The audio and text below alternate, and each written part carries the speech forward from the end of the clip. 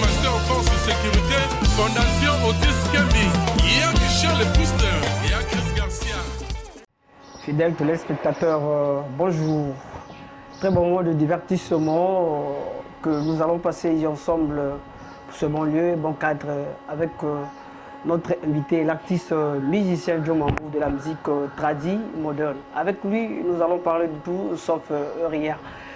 J'espère que vous êtes accro par ici, vous allez tout voir avec cet artiste et nous allons développer ensemble. Merci à tous ceux qui sont les abonnés de cette chaîne, merci à ceux qui ne sont pas encore. Nous vous demandons d'être ensemble pour maximiser le bon nombre des abonnés pour cette chaîne. Merci. Et par là aussi, je dis merci à mon boss Cher Jérifin Waka, à Dolk City de l'établissement Sercha Auto, le descendant de papa Sivor Waka. Merci au boss, donc Rolf Alfingolo de Bordeaux, à Bordeaux, de la société RAN Consulting. Merci à notre partenaire de l'émission M'affaire de vérité, expert pressing du boss Mambaya depuis le quartier, donc dans la ville Océane, au cœur de la ville. Donc voilà. Merci aussi au boss Shaggy depuis Dolk City, Germain, sans oublier le vrai pétrolier, hein, fils Nteke, le charisme gendarme Étienne Kwamundele, je n'oublie pas le préfet de Dijon. Merci. S'il est prêt, nous demandons à notre caméraman d'ouvrir la caméra pour prendre notre invité qui est déjà de la place. Donc voilà, merci. Je vais vous montrer comment obtenir les meilleurs services de votre vie avec ACPS à Brazzaville. Allons-y. De la gestion de votre propriété à l'entretien impeccable de votre maison, ACPS s'occupe de tout. Nos services professionnels de nettoyage et de sécurité vous garantissent la tranquillité d'esprit pour que vous puissiez vous concentrer sur ce qui compte vraiment. Vous avez des enfants ? Nous proposons des services de garde d'enfants fiables et des soins spécialisés pour les personnes âgées et malades. Avec ACPS, vous n'êtes jamais seul dans la gestion de votre foyer. Besoin d'envoyer ou de recevoir de l'argent ? Nous assurons des transferts d'argent internationaux sécurisés et efficaces. De plus, profitez des meilleures offres sur les billets d'avion pour votre prochain voyage. Chez ACPS, nous voulons vous simplifier la vie. Notre équipe dévouée est là pour vous accompagner à chaque étape. Découvrez le confort d'une solution tout en un. Alors, qu'il s'agisse de services à domicile ou de besoins de voyage, choisissez ACPS. Votre partenaire de confiance à Brazzaville. Rendez-nous visite dès aujourd'hui. Merci, comme annoncé, que nous allons recevoir notre artiste Joe Mambou de la musique tradie moderne. Avec nous, nous allons parler, comme se dire, au menu. Et il est bel et bien là, comme vous le voyez. Bonjour l'artiste. Bonjour monsieur l'international, le blanc. Comment? Non, ça va, il n'y a que vous. Ici, on est libre. Hein? Vraiment. Ce qui est que l'ingala, Ropotarango, s'occuper. Vraiment, on n'est pas obligé que tout le monde dans le poteau. Donc on doit donner le message, on doit se sentir libre à l'émission M'affaire de vérité. Pour partout, bataille la biso, pour comprendre quel message que le prophète apporte face à la caméra. Ok. Merci. Merci. Alors, je dis ceci, je pense que vous allez bien. Non, je vais bien. Quand nous déjà au Lati, on a senti que non, vous avez un pépélé. Tokos. Tokos, non? On a parlé. C'est bon. Palais RAS. Na monipe vous ce qu'on a télémi au fan de pena moninga boye au l'écuto artiste nao. Na artiste nao. Artiste nao. Ouais. Oh, ça va, on va tous découvrir et connaître tout cela au développement de notre émission. J'espère que vous êtes prêts. Donc nous vous disons bienvenue à l'émission M'affaire de vérité. Merci beaucoup de m'avoir visité aussi. Merci, c'est très important.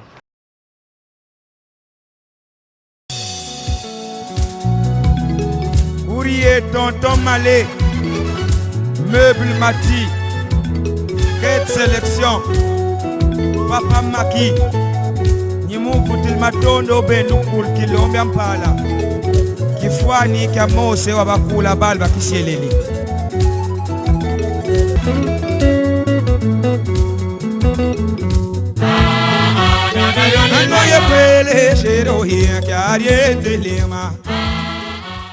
Joe Mambou, balobi boye pour la nini Joe Mambou to yogaka, mais Joe Mambou azalaka plus rare na TV à l'écran émission réservé beaucoup. Pourquoi? Bon, De toute façon, dans ma Camboine, le blanc, premièrement, on a 3 faits. Négligence d'abord, il y a beaucoup d'artistes. 2, entourage. 3, dans ma Camboine, sponsor. Parce que quand vous avez une émission, artiste, il faut être à l'aise. Ils peuvent recevoir, on peut pas être à l'aise. Entourage parfois, ni bango parfois qu'on boule. Artiste n'a pas na TV. On va faire comment? Il faut consulter tel que tout le monde a le blanc pour artiste n'a pas à l'écart. Mais ils ont quand même moi négligence surtout à Bissomoko. Parce que aide-toi le ciel t'aidera. Bissomoko il faut que vous allez dans nous avant que tout côté n'a pas entourage na le biawa. Merci. On a dit que faut vous aller dans beaucoup de entourage. Alors, est-ce que dans le orchestre nabino vous allez rater na bateau penza bien structuré pour le bakano bon au penza moto de PC ba mission et ba contact belé pour akutana bateau.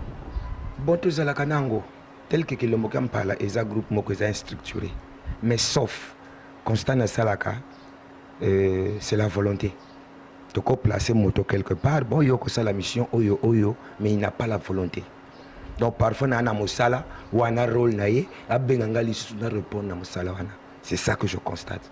Ba poste les groupes sont structurés mais ba mosusu baza ko na pon lokola ba sobriquer manager président trésorier nani.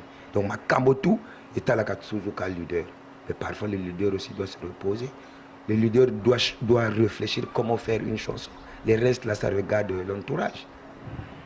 Merci, c'est vrai que nous sommes allés très vite au besoin. Joe Mambo, est-ce que combo ya Joe Mambo voilà, est-ce combo ya la cadre musique to combo ya babouti donc famille? Bon, de toute façon, le combat Joe Mambo wana, est un combat artiste, je suis clair. Je dois autant que artiste. Mais je dois conseiller. Wana ba yebisanga ba benganga de popoto. Est-ce que Kofi Olomide est un commun été? Mais ba yebili ebele na Kofi Olomide. Donc il faut aussi le tout possible à Benga Joe Mambo. Je me suis rabattu à la justice, j'ai expliqué. Parce que je suis plus connu par le nom artistique qui est Joe Mambo que mon nom familial. Ah bon. Donc ce qu'on dit même bana ce qui parce que là qui comme Mambo. Mais ton boni moninga donc les qui artiste là peut pembe na donc il va comment on a comment? Il est comme on est Baudouin Mousselebende. Sauf que peut-être Baudouin Mousselebende. Oh, pourquoi Mousselebende? Ah, il y a un argument. C'est un ami, pardon, bonjour Baudouin Mousselebende. Bonjour monsieur international. Mais c'est moi micro papa, vous bangate, toi face à la caméra sur la nord. Mais Mousselebende ani papa. Bon, comme Mousselebende wana tant on a côté na kati orchestre président prophète Joe Mambo yamaki na kati mouvement. Depuis 2005-2006, on est allé premier cri nangai na premier cri na kriaki premier cri wana. Yama Mousselebende unanzele kabwe tu sa kwetwe. Kabwe tu sa kwetwe. Mais donc tango baloba kike toko ko beta na course ba voiler à Centreville via le gars il faut ba tcha bango ba carte d'artiste. Mais via yeba ki sirno nangati. Ayeba kuma nangai Baudouin. Maintenant na direction na bazo tourner mais il faut que tu aies carte d'identité, il faut signer. Il fallait faire bouler. Ah, tu as pris sa carte pour signer Mousselebende. Tu n'as pas boire, il y a combien de Mousselebende. Baron la Kija, Mousselebende doit carte d'identité. Viens, on va bien Mousselebende. Au moins, on a nos cartes d'identité. Il faut une carte d'identité Mousselebende. Comment on a qui est en balambo? Non, Zalaga clair. Azola de la biso. Mousselebende, entre parenthèses, que nous connaissons la système, papa. Parce que l'idée fait qu'on peut ça comme on parce que on débarque la vision. Ah oui. Bon c'est le Benoît là témoin. Hein?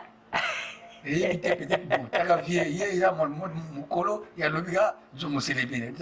Et alors comment on appelle ça comme pas. Moi je remarque comment ils ont dit. Il y a mon colo appelle ça comme on a donc. Et qui n'a qui mbala moko tant on yembaka. On doit Mousselebende donc même comme on a gagné Bodo on a bien le sous modi. Donc, tu comprends que comme Ali prophète, donc il y a ce qu'on est la caïne de ma vision. Ok. Merci. Pessa Mikon a leader, que ça me semble bien. L'artiste musicien, le prophète, donc Joe Mambo, qu'est-ce que tu ressens dans la musique tant que vous avez la scène, c'est-à-dire que le podium, plus la studio, c'est vrai, mais plus le podium. Qu'est-ce que tu ressens? Bon, na kati ya podium, tango tozalaka na podium, surtout na concentré, na monaka na laka na esprit mosusu ekotelaka nga. Mais na kamaka na yango te, eza extrait artistique, wana bakoko batika. Donc esengo ya bato, tango nazalaka sur scène, na monaka lisusu bato te.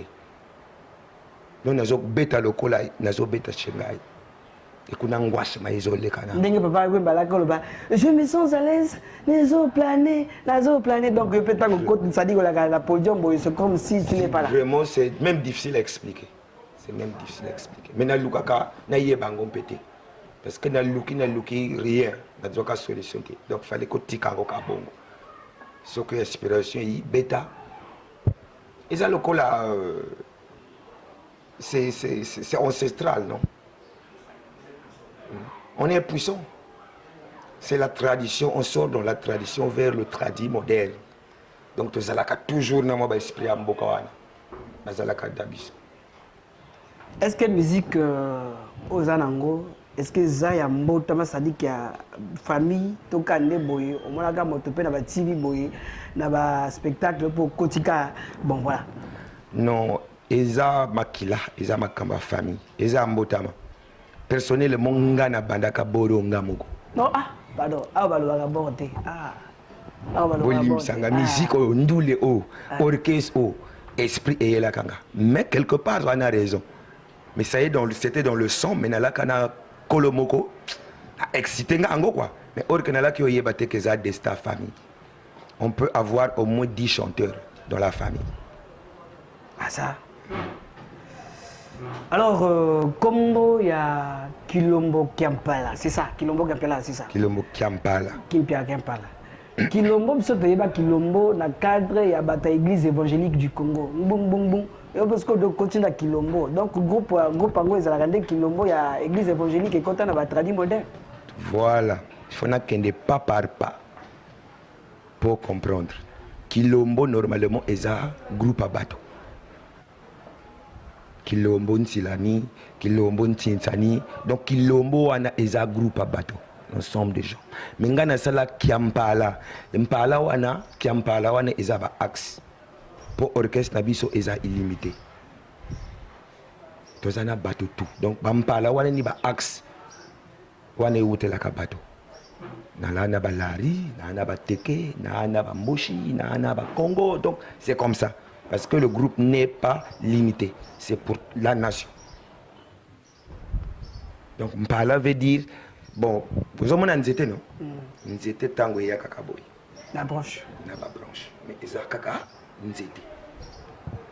Est-ce que je me fais comprendre? Évitez ceux qui ont la. Non, en tout cas, c'est bon. Donc, nous avons la continué à Balaboko.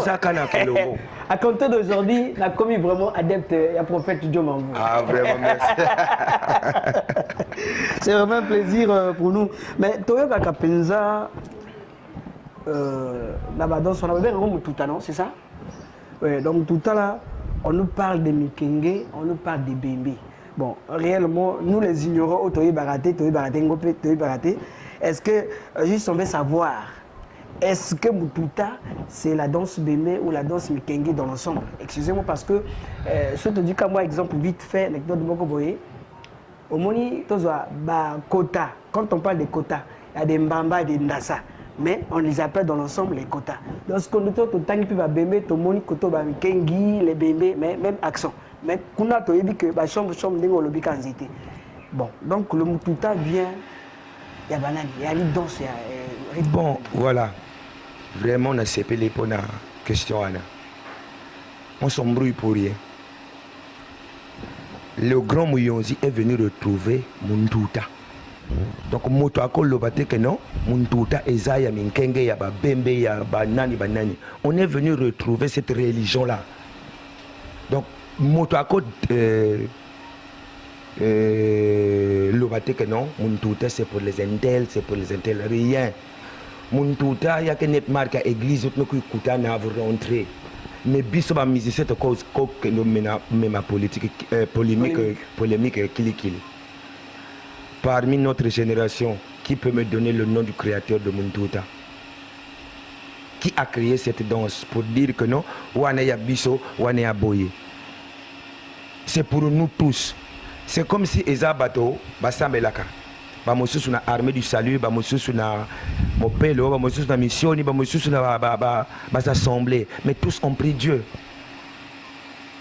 Mais ceux qui ont commis, ceux qui ont osé la montuta, aux adeptes à montuta. Maintenant, dans le cas de montuta, la danse est belée.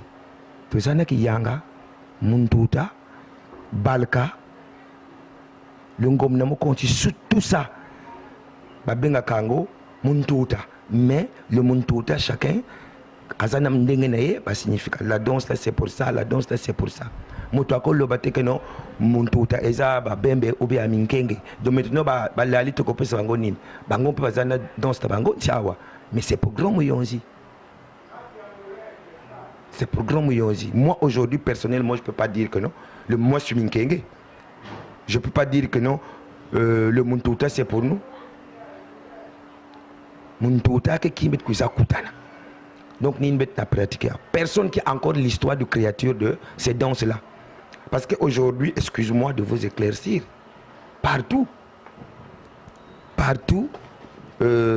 Babenga Kabiso, oh, Batwa Kibourkiri. Mais Kibourkiri, ce n'est pas une danse. Babembe, Kibourkiri, c'est un nom d'un orchestre comme Kilom parle. Vous voyez? Et dans le Muntuta, il y a le Muntuta, il y a Kiyanga, il y a le Balka, il y a le Ngomnamukonzi. Et je peux vous signifier à quel moment qu'on utilisait ces danses-là.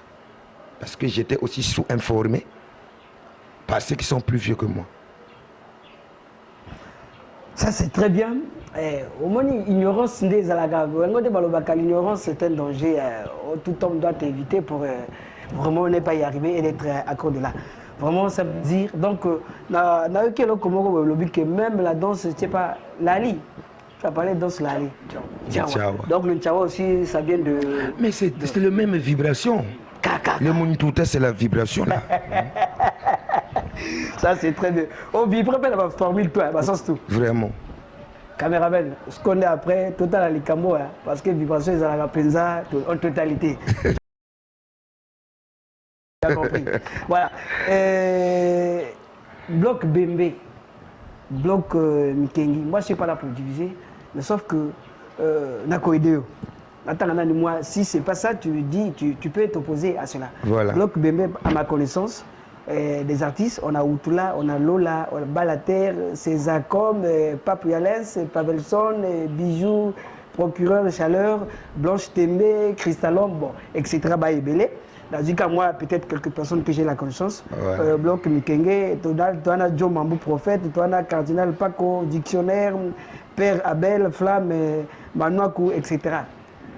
Je pense que c'est ça, si je ne me trompe pas. Hein. On va d'abord par là. Voilà. Donc, est-ce que Bango Tuna Tangi Bakomona Bangola, est-ce que vraiment elle est la Kapenza, c'est-à-dire que les Kapenza na couleur na correctement sans clair aucune. Bon, personnellement, il faut qu'on soit clair. Il faut qu'on soit clair. Baroncune, ceux qui sont face à face, Baroncune est zade. Mais ceux qui ont passé ici, ma bakome ochola. Et ils sont souvent, nous sommes souvent, je ne peux pas dire que parce que je suis dans le lot des artistes, et nous sommes souvent excités par les fans. C'est les fans qui aggravent souvent de n'importe quoi dans tous ces artistes que vous venez de citer là. Les Alakanango bien, les Alakanabiso bien, mais face à face vous avez bien. Mais ceux qui ont passé ici, personnellement, lorsque nous avons commencé, il y avait TH, il y avait Kilom Kampala, il y avait Kibourkiri, il y avait Kitembo. Ces niaiseries-là n'existaient pas. Adjani Musikas. Makamba Kili Kilo. On nous connaissait tous par les BM. Mais voilà, monsieur le Blol international, par rapport à ma recherche, aucun moyen bakeno, Minkenge Bazali, Babembe Bazali, et Bateke Bazali, Balali Bazali. On a des découvertes, Nanga. Pas découverte, c'est dans besoin parce que c'est par là. Voilà, parce que tant que tu banandouli, que tu sois de Yamba, que tu sois de Kingwe, que tu sois de Mabombo, que tu sois de Nsiaki, que tu sois de Mouyonzi Centre, on nous appelait par les BMB. Point barre. Donc c'est les BMB qui connaissaient leur secret. Ah, Yewana, Azamo, mon BMB, on est tous de grands Mouyonzi. Voilà. Le nom qui frappe là-bas, c'est les BMB. Mais au fur et à mesure, on a déstabilisé le secret de Mouyonzi, artistiquement quoi. Bon, côté Nabiso, tu as ma discrimination, c'était parce que l'équipe Nabiso m'a fait des vérités. Voilà. Tu as tout parce que moi, je suis de l'autre côté. Tu as un caméraman Nabiso Mota de l'autre côté avec prophète Djomangou. Mais Ali Motaka, c'était TV, Mota émission m'a fait des vérités. C'est ça l'ensemble de la famille, ça fait plaisir.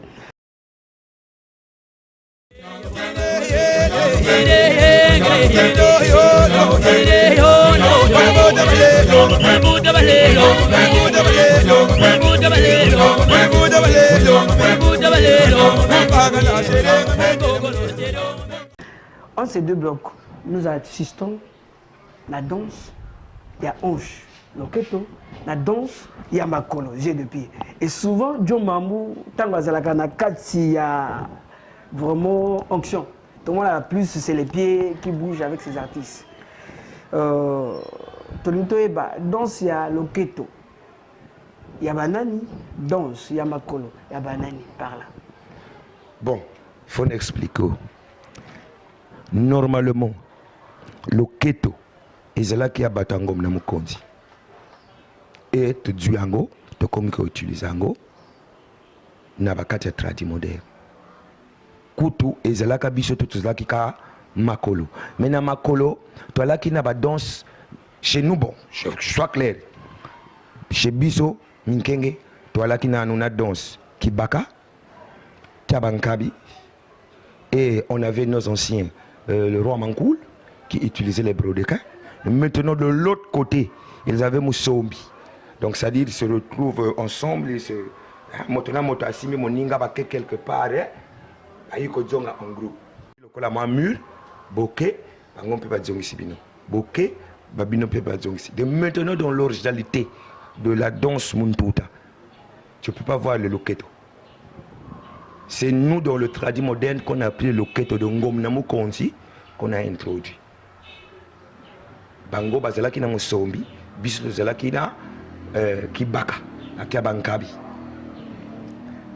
Merci yo motalako tunanga Chris Wadol, Gader Steven Muketo, fond de Tchétché, discothèque. Je pense que prophète a fait ses éclaircissements. Donc Yima tepa za ressuscité. Merci, j'en profite de faire un clin d'œil spécial à mon boss Jules de Boni Service, la frontière Brazzaville, la grande Julna NG Manouna, femme vertueuse, sans hydroquinol, femme vertueuse, l'adi de la friperie au fond de Tchétché, la bonne santé, Ludivine. En tout cas, ce que vous avez bango, bango balobabo dwana bino ba cop et belé botika bango ka cop ya friperie, ma sur les années ya bango. Maman loboko na soupe ni na baba. La bonne sanité, le boss Serge Ruffin Wakadol, qui te fait l'homme de la bourgeoisie. Yaya, c'est tous aboyés. En tout cas, merci. Merci aussi à le vrai pétrolier, fils Nteke. Et il y a Moko, il y a Durand, le king Durand Nteke.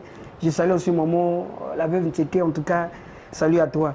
La bonne santé, le statisticien, Jipingotou, le surkiding kilo ya Congo, Fali de total. Yo le baka nanga fo Joe Mambu fa les canaux émission m'a faire des vérités. Donc il faut bien gagner. Na souka penza copier sa numéro. Donc contacte les cas parce que l'artiste a besoin de vous. Donc ça se passe comme ça. Boss Harley, Séverin Goubli, l'inspecteur, le vrai philosophe na Santé. Merci Joe Mambu. Tozaka na gata émission na biso. Je pense que nous sommes en train de voler très bien. On le suit de partout à travers cette émission m'a faire de vérité. Joe Mambu, parfois en uniforme militaire. Mambo. À la gamie là, on a influencé les artistes, on Konzakabango, parce qu'on m'y déjà prophète. Bon, c'est-à-dire, Makambouana, c'est par rapport à par rapport à thème. La salle Kango qui était par rapport à thème. Comme on a tenu, mais ce que l'on dit, moi je comprends pour la nini alata qui tenu pour la nini alaki na pétagone zamona parce que na salle tel que awa na salle qui makambo nzembo moko agoma makambo la ki koleka na king c'est-à-dire na salle qui nzembo ana pour démontrer ba ninga de l'autre côté que non to ana makambo na binoté les réseaux sociaux m'ont fait fâcher au sala boye ba congolais bazala kuna au sala ba congolais bazo participer na makambo ya goma. Fallait pour éprouver bango na sala nzembo, j'ai sollicité personne na sala nzembo na largango na ba réseaux sociaux pour bon monde que biso to za bandeko to ko zala ke to ko zala na sima bato na basala bino mabete. C'est ça qui m'a poussé na salango, je prends la tenue parce que na linga qui n'a sollicité bambilate. Parce que trajectoire ezalaka trop ébélé. Trajectoire ezalaka trop ébélé, ça la boye. De colère, je peux parfois fausser. Donc dès que l'inspiration m'arrive, je le fais. Et puis je publie. Na sala kangona katanda côté, na sala kana katanda côté on les a composés. Mais ce qui est bimi, je publie. Olanda kanga souvent na ba sujet. Moi je travaille dans le 3 rythmes. Il y a d'abord le message, le développement et l'ambiance. Donc introduction, développement et la conclusion. Merci Diomambou. On les canaux émission va faire des vérités et de la démonstration. Parce que Vaninga Balobaka, na danger la neka moto, déjà il a neka train. Ce qui est l'équipe Niatio, en tout cas, il n'y a plus rien. Moto peut ce qui est l'équipe Bébiska de Loko. Passage dans l'émission va faire des vérités. Donc aux artistes, tu es accompagné aussi avec ton élément. Et je pense que moi et Loko Mobo, ça a plaisir. La sénatrice Louembe du conseiller Luc Likibi, la marraine Teza Louembe, femme africaine, maman Moboko, licence hydroquinol, il y a la Kamoto, Moboko pété. C'est-à-dire que Likibi, ce qui a mis, Likibi, conseiller Luc Likibi, ce qui a mis, pas maman Teza Louembe. Non, en tout cas, maman. Et vous allez merci parce que. Mère, nous autres, c'est la déca appel, mais. Teza Louembe, maman, merci. Donc, à Capella Moko Boye, et comme ça, la mission plaisir, n'a pas aux allons de la mission. Face à la caméra. Na Odzonga, nous. Le premier album nanga wana ba yebela Diomambou nazo beta moi extrait Shikndinda Ingal monya kwelo sheri yeng mwan menzele ngama anga na yoli anya kwele sheri yeng kyari enzele ngama anga na yoli papa ya bana bake manga veng principe la vie ma anga na yoli na libala matata mazanga katenzele ma anga na yoli bala moyebo kebo yile yang meya kel mulu nyongo tema mete kitaba pange ame bola meni moyebo kebo yile yo ye watu mo bitari tema mete kitaba pange ame bola meni hane bobo bwebo moseng maberete bobo bwebo moseng maberete zola monwe sheri muzolange zola monwe sheri muzolange mama mame mbwene me iyo yangole yakoke usal na mulior ngogilie bweyo yo yangole yakoke usal na mulior ngogilie bweye amame ere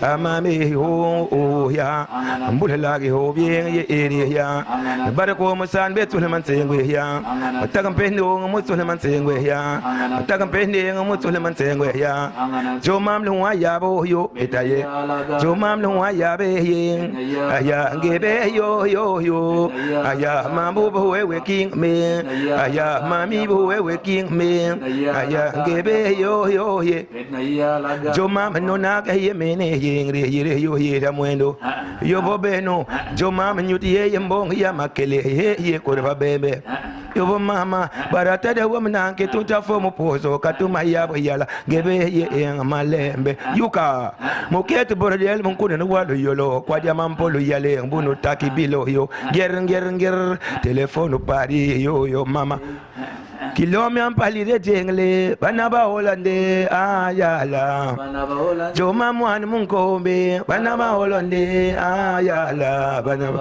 moye vulna mwino mongo mimbweni meya vulna mwino mongo mimbweni meya seri ya webela ya yewo ya polini ya webela mambo ya bete yetul moy mambe yere ya bete yebol moy mambe ngwawa. OK, Tokos, monsieur l'international.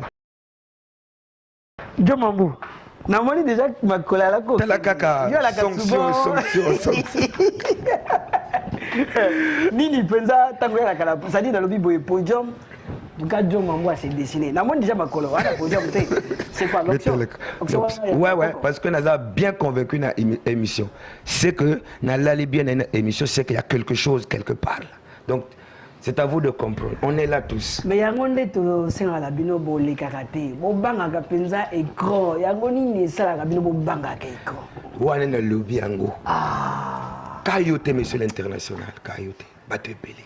Donc c'est-à-dire na bandaki depuis que non eza d'abord négligence. Ya bino moko. Biso moko. Ya bien. Kutu bato ebele balobaka na makambo wana. Bokimaka micro, bokimaka caméra ou bien nini. Nalobaka surtout micro. C'est des choses que tu utilises presque chaque mois, chaque semaine. Bon, mais c'est à vous parfois aussi, monsieur Leblanc, on a collé les cachets binompé. Tel que yon a kagamine au boy. Émission, il faut les aller. En tout cas, parce qu'à un certain moment, mais Joe Mombo, mais comment? Ça ne va pas. Mais qu'est-ce que là, ma camouana? Parfois, tu l'as quand même belé, composé. C'est au régler par répétition, au ta copo, il y a qu'au foot à Ndako. Donc, tu es là, la tête est tourmentée là. Mais tout le monde a dit que tu as belé, la ceinture. Voilà, donc ceinture, voilà, ils ont la ceinture comme un footeur. Ah, mon frère. Ah. Yo, Kansi, Ngana Bana. Ce qu'on appelle si yo âge na banda boro la kana 18 ans. Mouvement oyo na banda ngo na langue na 18 ans. J'étais encore sur le banc de l'école. Et pendant les vacances, ça m'intéressait. Dans la banda kala. Bato bona yebite. Bato balinga kanga ye. Boye balinga kanga. Mais pour ba sunganga na yebaka te. Et je peux vous dire que non. Na bato wana balinga kabiso batika moi makambo moko oyo vérité parce que to éviter que ceux qui tuent pas de yamba yoko soutenir moto yamba te.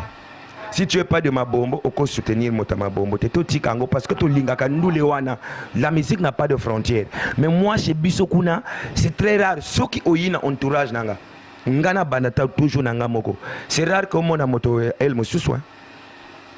C'est rare que mon moto elle me soussoit. Donc mabombo nsiaki kingwe yamba muyonzi sont. Mais alors nous les ezana frontière te. Nous les nanga bakoyo kango na mabombo ya mabombo bakoyo kango na yamba ya kingwe par là. Mais pour nini balaka na moi motema lokunya wana. C'est ça. Diomambo. S'il te plaît, là, interrompu, Olivier Sanga, Olivier, là, comme on coupe les âmes, Olivier, que au moins, il y a des bateaux, il y a Bino, tout un tas de choses. Mais il faut que le Bino parce que Bino va aller trop focaliser dans le secteur de Bino. Voilà tout la vérité. Je ne suis pas là pour. Ça, c'est clair. Ça, c'est clair. Surtout lundi, peu musique comme Puta, c'est plus véhiculé dans la zone de la Bouiza.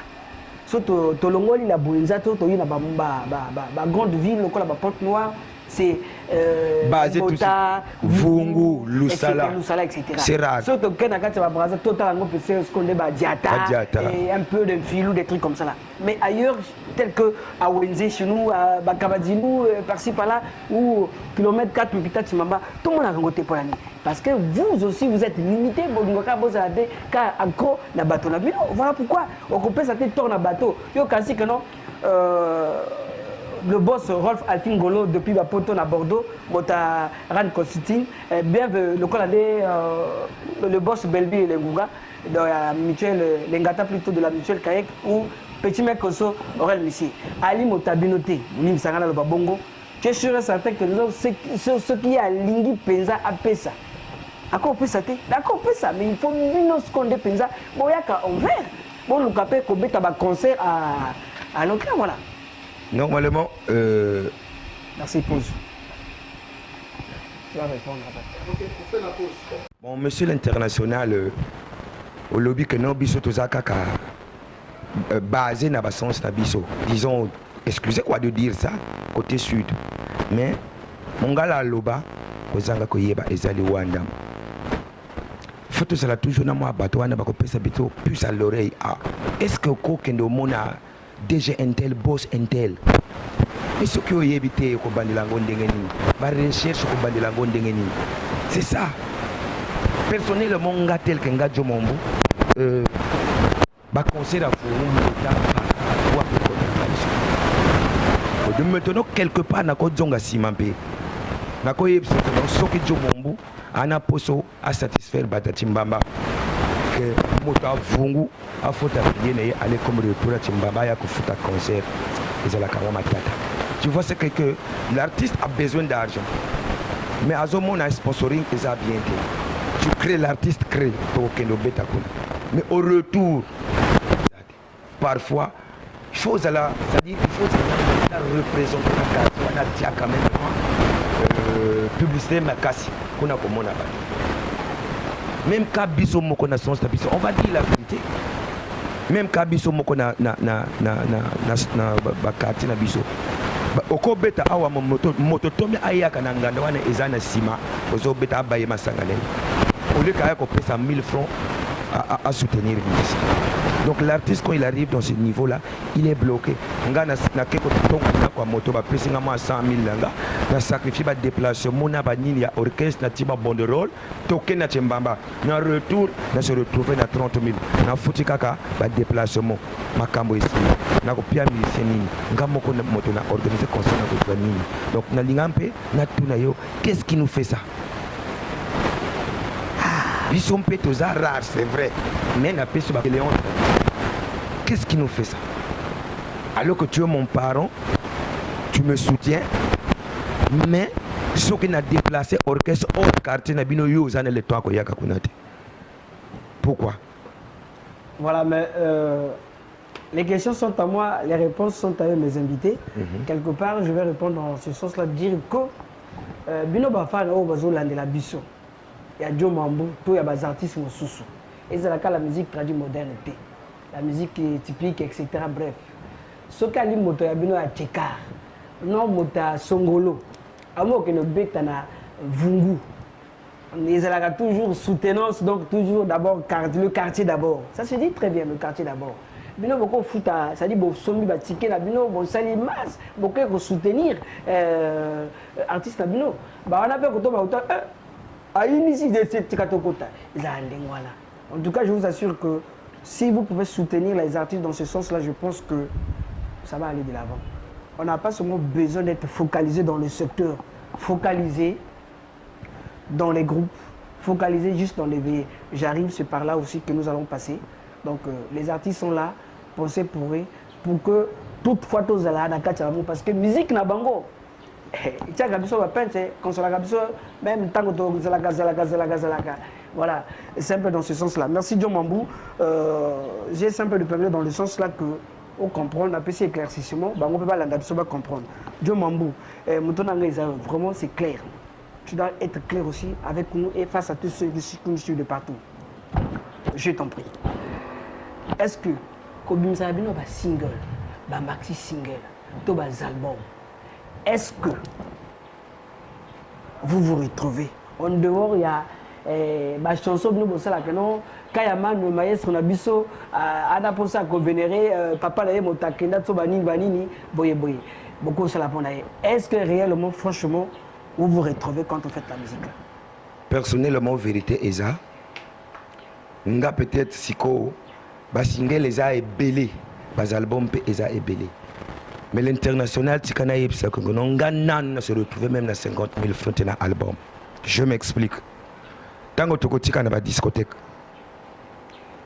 la vente est mal. Ils préfèrent faire des gravures, battre à 500.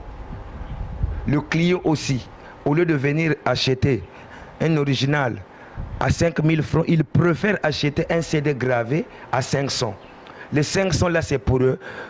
L'argent du discothèque, c'est pas pour le musicien. Tant qu'il y a 1 mois, 2 mois, on n'a pas qui kaka, c'est des mots quoi, c'est des naïeux et zakuna. Même au kilimo bimba, aux autres tambos, aux autres albums naïeux. Qu'est-ce qu'il faut faire? Au lieu qu'on a ma cambo, c'est des un peu au kekuna. On te demande d'abord, par exemple, non, il faut verser au moins 200 000 pour faire la police et quoi. On doit 200 000 à verser pour on ne se retrouve pas. On se retrouve pas véridique. Moi, je parle de moi-même. Là où j'ai déjà bouffé l'argent, ni ma cambolo, là, je me retrouve avec les artistes. Il peut nous donner au moins 250 000. Je paye le reste de la société. Dans l'album, il y a des problèmes. Si on ne t'accuse pas, on accuse le producteur. Et quand vous allez dans des discothèques, les originaux vous regardent. Qui a vendu? Qui a reçu l'argent? L'artiste va se retrouver comment? Il n'y a rien, surtout avec le développement de l'autre là. Le développement du numérique. C'est la merde. Un producteur perd au moins 900 000 ou bien 1 500 000 pour faire 6 titres audiovisuels. Toi qui es le consommeur, tu viens acheter ce 6 titres-là à 600 francs. 100 francs la chanson. Bon, et maintenant le producteur doit gagner quoi? L'artiste doit gagner quoi? Quelque part, on ne peut pas aussi arrêter les discothécaires là. Ils doivent être là. Parce que quelque part aussi, ils font notre publicité. Mais il faut savoir comment arrêter cette hémorragie. Ils se retrouvent, l'artiste aussi se retrouve, le producteur aussi se retrouve. Curieusement, moi aujourd'hui, les albums me plaisent plus parce que quand tu fais, tu te retrouves. Ils ont aussi battu. Donc, toi maintenant, il y a la moto Nzembo. Nzembo, après ça, moi 2000, et sauvé. Au lieu que je me tracasse de faire 6 titres, après, Nassimazana est de l'autre côté. C'est décevant.